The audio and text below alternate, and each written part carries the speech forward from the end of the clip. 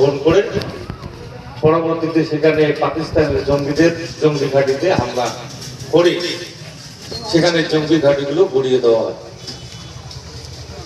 এবং আজকে আমাদের এই যে পথসভা শুধু আমাদের এই পাটসরা অঞ্চলেই নয়, আমাদের পার্টির পক্ষ থেকে রাজ্য স্তরের যে ঘোষিত সিদ্ধান্ত আজকে 17 এবং আগামীকাল 18 গোটা বাংলা জুড়ে বিভিন্ন অঞ্চলে আমাদের এই পথসভা মিছিল সংগঠিত হবে। তারই পরিপ্রেক্ষিতে আমরা আজকে এই পথসভা ডাঙ্গারহাট বাজার এই পাটসরা অঞ্চলের আমরা এখানে পথসভা করছি।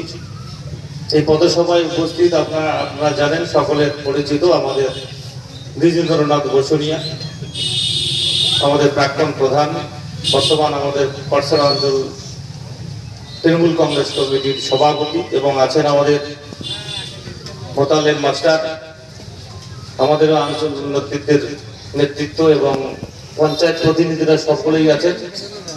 এবং আজকে যারা এই পথসভার বক্তব্য শুনছেন, বিভিন্ন পথচলতি মানুষ, বিভিন্ন বুথ থেকে আগত আমাদের একনিষ্ঠ কর্মীবৃন্দ এবং বাজার যারা ব্যবসায়ী আছেন, সবাইকে আমার আন্তরিক অভিনন্দন, শ্রদ্ধা, নমস্কার।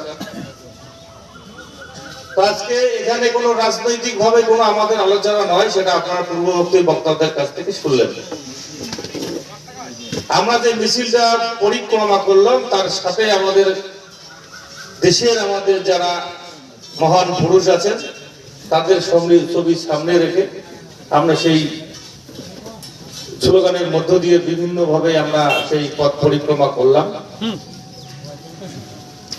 শহীদদের প্রতি, যারা শহীদ হলেন তাদের প্রতি আমাদের শ্রদ্ধা নিবেদন, এবং দেশের জন্য যারা আত্মবলিদান দিলেন এবং যারা বীর সৈনিক, যারা ভারতবর্ষের হয়ে পাকিস্তানের বিদেশের সঙ্গে তারা যে বীরত্বের পরিচয় দিয়ে জয়ী হয়েছিলেন, তাদেরকে আমরা অভিনন্দন জানাই।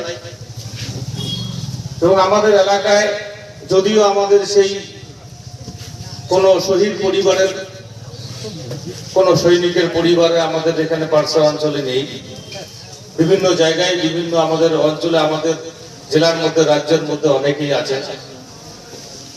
প্রথমত যেটা বলবো যে রাজনৈতিক ভাবে কোনো আলোচনা নয়, তাহলে আমরা এই পথসভার মধ্যে একটা জিনিস আপনাদের কাছে জানান দিতে চাই। পূর্ববর্তী বক্তা আপনাদের সামনে তুলে ধরলেন যে আমাদের